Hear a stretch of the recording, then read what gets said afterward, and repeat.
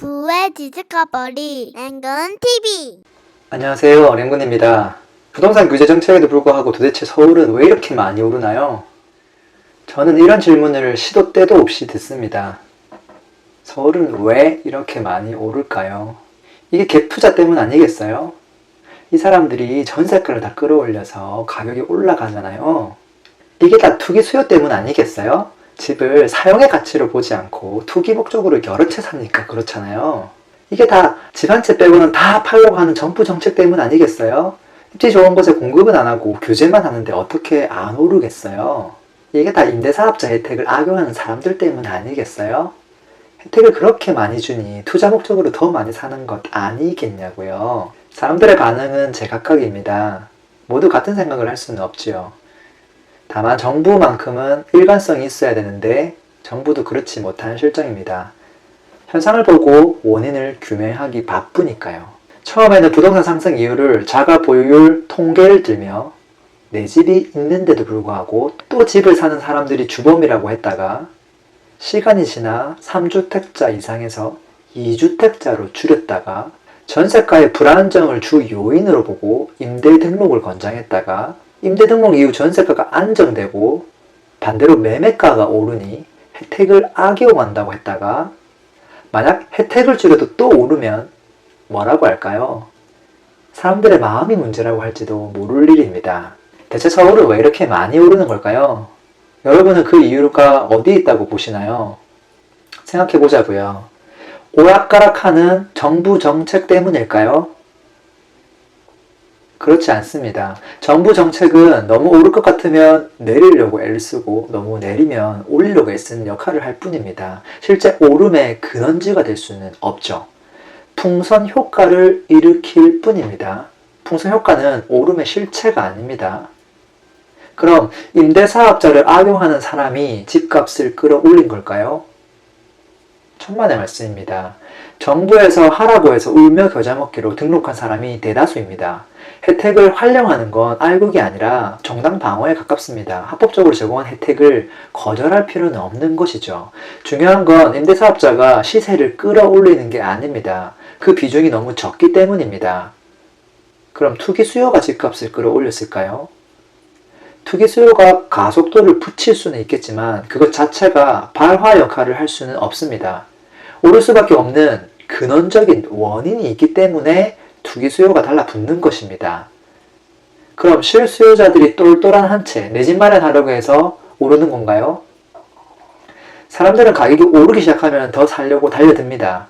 내 눈앞에서 매달 1,000만원씩, 몇천만원씩 오르는 것을 보면서 흔들리지 않을 수 있는 사람은 많지 않습니다. 하지만 그들은 현상에 따라 행동하는 것일 뿐 가격을 끌어올린 원인이 될 수는 없습니다.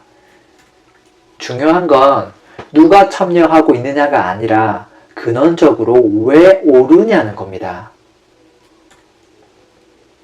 투자자가 움직이면 투자자 때문이고 실수요자가 움직이면 실수요자 때문이고 정부에서 손을 봤다고 정부 정책 때문이 아니라는 겁니다. 서론이 너무 길었죠. 이번 부동산 상승의 근원은 결국 공급입니다. 공급. 자, 한번 보시죠. 지금 서울에 40년 동안 1980년도부터 앞으로 지금 2020년 그리고 2021년까지 매해 어느 정도 공급이 됐었는지를 보여주는 그래프입니다. 한번 쭉 보자고요. 너무 멀리 가지 말고 2008년도부터 보죠. 자, 2008년도 공급이 조금 많이 있었습니다. 연평균 35,000호보다 훨씬 많았죠. 자, 2008년 이후로 공급이 계속 적었습니다.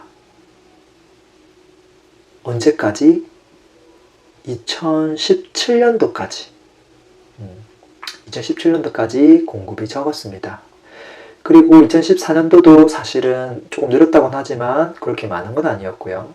그러고 보면 만 6년 이상, 거의 10년 가까이 공급이 부족했다고 볼 수 있습니다. 이런 상황에서 부동산 가격이 오르지 않으면 그거야말로 이상한 일이죠.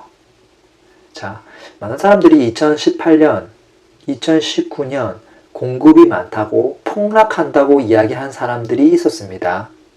지금 어떻게 됐죠? 사실 많이 올랐습니다. 많은 사람들은 2013년 대비 2018년도에 공급이 2배가 된다면서 이 통계 자료를 들이미는 사람들이 있었습니다. 코끼리 다리 만치는 이야기입니다. 통계 오류에 빠지면 절대 안 됩니다. 경기도도 한번 볼까요? 2011년도부터 확연히 공급이 부족했습니다. 언제까지 부족했죠? 2016년도까지. 거의 5년에서 6년 동안 공급이 부족했습니다. 가격 상승이 당연한 것이죠. 2017년도부터 공급이 좀 늘어나서 2018년도는 공급이 무지막지하게 많이 공급이 되었습니다. 자, 이 공급으로 인해서 서울의 집값을 잡을 수 있을까요? 그럼 제가 이제 물어보겠습니다. 경기도에서 1기 신도시의 공급은 얼마나 있었을까요? 지금 보는 그래프처럼 굉장히 많았을까요? 한번 보죠. 1기 신도시 대표하는 분당이 있는 성남시를 보자고요. 1997년 이후로 사실 큰 공급은 없었습니다. 딱 한 차례 2009년도에 공급이 조금 많았습니다. 2010년도부터는 끼케야 4천 세대 정도 한 해 들어오고 이제 거의 없었다라는 거죠. 그럴 수밖에 없죠. 자, 안양을 볼까요? 2004년부터 공급이 거의 없었어요. 2016년도, 2021년도 이제 한 5천 세대 가량 공급이 있긴 한데 그 외에는 공급이 너무 적었다라는 거예요. 사실 5천 세대도 공급이 많은 게 사실은 아니에요. 그러니까 정말로 긴 기간 동안 10몇 년 동안 공급이 적었다라는 거예요. 당연한 거 아닌가요? 1기 신도시는 땅이 없어요. 땅이 없는데 어떻게 공급을 하겠어요. 그래서 다른 곳들도 매 한 가지입니다. 지금 아까 봤던 그래프에서 공급이 많았던 곳은 대부분 2기 신도시입니다. 근데 이 2기 신도시 중에서도 일자리와 가깝거나 교통이 잘 되어 있는 곳은 오히려 그곳에 수요가 집중되면서 가격이 많이 올랐습니다. 공급이 많았지만 다른 곳의 공급 부족을 커버해 준 것이죠. 2기 신도시에 공급마저 없었다면 아마 서울은 아수라장이 되었을 겁니다. 2기 신도시에 공급이 있었기 때문에 이 정도 상승이라고 봐야 됩니다. 자, 말이 나온 김에 수도권 하고 있으니까 인천까지 한번 살펴보죠. 인천은 서울, 경기하고는 상황이 조금 다릅니다. 왜냐하면 아까 서울하고 경기도 같은 경우는 대부분 2011년도부터 2016년도까지 한 5, 6년 동안은 공급이 확연하게 부족했습니다. 근데 인천 같은 경우는 2011년, 2012년도에도 공급이 많았습니다. 그래서 공급이 부족했던 해는 2013, 14, 15, 16 이렇게 4년 동안만 부족했던 것이죠. 그러니까 갈증이 조금은 덜 했다고 볼 수 있어요. 그리고 2017년도도 이제 공급이 좀 됐고 또 2018년도에도 공급이 굉장히 많습니다. 근데 인천 같은 경우는 경기도와 달리 땅덩어리가 훨씬 적습니다. 그리고 차 타고 한 10분만 달려가면 신도시를 만나게 됩니다. 그러니까 한 다리 건너서 공급에 대한 영향을 받게 되는 것이죠. 자, 그리고 인천 같은 경우는 2019년도부터는 또 다시 공급이 줄어듭니다. 그래서 인천은 이제 조금 흐름이 다릅니다. 어쨌든 지금은 조금 안정화되어 있지만 또 불안정한 상태로 될 가능성이 매우 높겠죠. 자, 결론적으로 가격의 오름의 근원은 공급에 있습니다.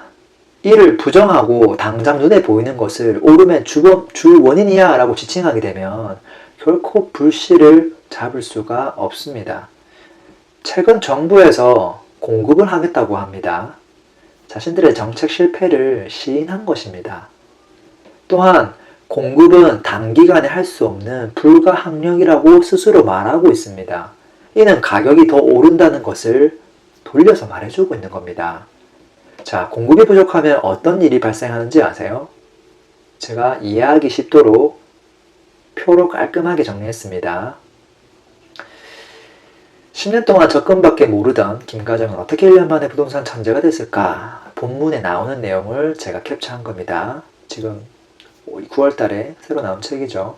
자, 공급이 부족한, 보통 언제 공급이 부족하냐면 부동산 경기가 안 좋을 때, 수요가 급감해서 거래가 절벽이 오고 아무도 집을 사지 않을 때, 미분양이 이제 발생하고 있을 때, 그렇게 되면 분양사들이 분양을 연기하게 됩니다. 이때부터 사실 공급이 부족해지는 겁니다. 그러니까 수도권, 경기도에서 봤듯이 2009년 이후로 이러한 현상들이 보였기 때문에 이제 공급을 안 했던 것이죠. 공급을 적당히 해야 되는데 불구하고 안 한 것이에요. 자, 주택이 부족해지죠. 그럼 어떻게 되나요? 전세가가 오릅니다. 전세가부터 오르는 겁니다. 자, 전세가가 오르는 것은 당연합니다. 왜? 아무도 집을 사지 않고 다 임차해서 살려고 하기 때문에 전세가가 오르는 겁니다. 우리나라 전세가 뭐 특이해서 전세가가 계속 오르는 게 아닙니다. 시기에 따라 전세가가 많이 오를 때도 있고 되게 적게 오를 때도 있고 제자리 걸음을 할 때도 있습니다. 시기에 따라 다른 겁니다. 자, 그리고 전세가가 오를 때 투자자가 들어가는 것은 그 오름을 그냥 이용하는 것 뿐이지 투자자들이 전세가를 올린 게 절대 아닙니다. 자, 전세가가 올라서 전세가율이 올라가겠죠. 그러면 어떤 현상이 발생하느냐? 매매 수요로 조금씩 전환하게 됩니다. 거래가 조금씩 되게 되고요. 그리고 거래가 되다 보면 이제 급매물들이 사라지면서 매매 가격이 조금씩 오르기 시작합니다. 수요가 정상적으로 이제 살아나는 것이죠. 자, 수요가 생기면 어떻게 될까요? 그동안 하지 않았던 공급을 하게 됩니다. 공급을 하면서 수요가 이제 그동안 갈증을 느꼈던 새 아파트에 대한 수요가 달라붙으면서 프리미엄이 붙게 되죠. 그러면 피가 붙으면 앞으로 분양권이 될 수 있는 재건축이 꿈틀거리게 됩니다. 수요에 의해서 매매가가 상승하게 되고 부족했던 공급과 집을 사지 않으려는 심리만큼 전세 가격이 오르게 됩니다. 거의 동반 상승하는 모습들이 나타나게 되죠. 그러다가 가격이 많이 상승하게 되면 그제서야 일반인들이 집을 사려고 달려듭니다. 그럼 어떻게 되죠? 전세가는 오르지 않고 매매가만 올라가게 됩니다. 자, 전세 수요가 급감하게 되는 것이고요. 실거주, 매매 수요가 늘어나면서 이제 매매가만 계속 올라가는 것이죠. 이런 패턴을 보일 수밖에 없습니다. 자, 지금의 서울의 모습은 어디쯤 와 있나요? 제가 앞에서 이야기한 내용들이 신기하게 하나같이 다 일치하지 않나요? 제가 혹시 마술을 부리는 걸까요? 이런 모습, 이런 패턴은 제가 10년 전에도 5년 전에도 전국에서 자주 봤던 모습입니다. 전혀 이상하지 않은 모습이에요. 아주 조금씩 다른 양상을 보였을 뿐 큰 맥락은 같았습니다. 수도권이요. 앞으로 오를지 내릴지 그런 것을 이야기하기 전에 도대체 왜 이렇게 오르는 것인지 그 이유를 명확하게 알고 있어야 합니다. 만약 제가 정부라면 부동산 상승의 이유가 공급 부족이라고 이야기하고 싶지 않을 겁니다. 투기 수요 때문이라고 이야기해야 사람들이 좋아하고 지지해 줄 것입니다. 제가 뉴스 미디어라면 부동산 상승의 이유가 공급 부족이라고 이야기하고 싶지 않을 겁니다. 잘못된 정부 정책이라고 이야기해야 집 없는 사람들이 올소라며 뉴스를 소비해 줄 것입니다. 제가 공급을 하는 분양사 입장이라면 부동산 상승의 원인이 공급 부족이라고 이야기하고 싶지 않을 겁니다. 부동산 트렌드의 변화로 인해서 상승한다고 이야기할 것이고요. 그렇게 해야 새로운 상품들이 더 잘 팔릴 것입니다. 내가 실거주자라면 여러분은 누구의 말을 믿으시겠습니까? 그 누구의 말도 믿으면 안 됩니다. 다들 입장이 다릅니다. 그들은 실거주자가 아니에요. 실거주자를 대변해주는 사람은 없습니다. 누구를 탓한다고 상황은 변하지 않습니다. 나는 왜 이런 사회 현상의 본질을 보지 못한 것일까에 대한 질문을 스스로에게 하고 그에 대한 대답도 스스로 찾아야 됩니다. 투자를 하는 분들, 실수요자분들, 앞으로 내 집 마련을 준비하는 분들 모든 사람의 입장은 같습니다. 부동산 상승 원리를 이해하는 것, 좋은 부동산 선택하는 기준을 스스로 정립하는 것, 그것을 해야 합니다. 가장 중요한 것이 기준입니다. 나만의 기준만 있으면 그 기준이란 잣대를 그 시기별로, 지역별로 들이대면 됩니다. 기준에 맞으면 사면 되고요. 기준에서 틀리면 사면 안 됩니다. 제가 부동산 공부를 하던 시절, 그러니까 2011년 전으로 돌아가야 되겠네요. 그때 제가 거주했던 지방 창원이라는 곳이 있었는데요. 부동산 가격이 이미 2배로 오른 상태였습니다. 한 2억 하던 아파트는 4억이 되어 있었고요. 4억 하던 아파트는 6억이 됐습니다. 지금 수도권을 따지면 한 5억 하던 아파트가 10억이 오른 상태라는 것이죠. 저는 그 당시 공부를 시작했던 햇병아리였습니다. 지금 낙담하시는 분들 많으시죠? 아마도 상대적 박탈감 느끼시는 분들도 많을 겁니다. 제가 요즘 특히 그런 메일을 많이 받습니다. 어떻게 조언을 해드려야 될지 참 막막합니다. 이미 돈 번 사람과 자기 자신을 비교하고 있으니 이건 마음에 달린 부분이라 조언을 해드리는 제 입장에서 참 어렵습니다.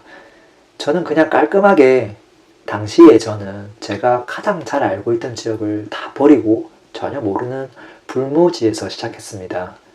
저는 오히려 그게 잘한 선택이라고 생각됩니다. 타지를 무서워하지 않게 된 것은 저에겐 크나큰 수학이었습니다. 흐름은 돌고 돕니다. 부디 올해 부동산 공부를 끝낸다 생각하지 마시고 최소 5년, 길게는 10년 정도 보시면 좋겠습니다. 최소 한두 번의 대세 상승장을 맞이하게 되실 겁니다. 모든 분들의 시작을 응원합니다. 이상 랭군이었습니다. 부의 지스커버리 랭근 TV